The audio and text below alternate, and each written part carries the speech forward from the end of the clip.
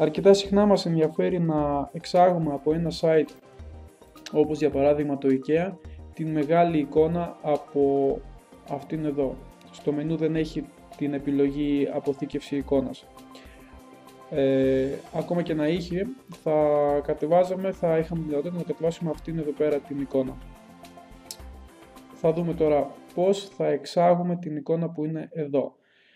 Πατάω δεξί κλικ, επιθεώρηση στοιχείου.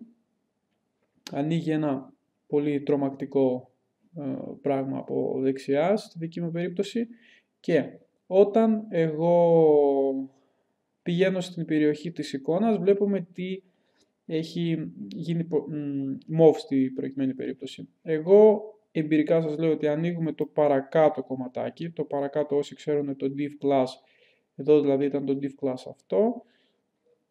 Εμείς ανοίγουμε το παρακάτω και εδώ πέρα λέει, βρίσκουμε το image URL http www, το επιλέγουμε και εδώ δεξιά μας έχει την εικόνα. Βλέπουμε ότι η εικόνα αυτή τη στιγμή του IKEA είναι 2000 pixel. Πατάω δεξί κλικ, open link in new tab και εδώ πέρα στην καρτελίτσα πατάω συν και είναι όλο αυτό εδώ πέρα που μου επιτρέπει με δεξί κλικ να κάνω αποθήκευση εικόνας ως.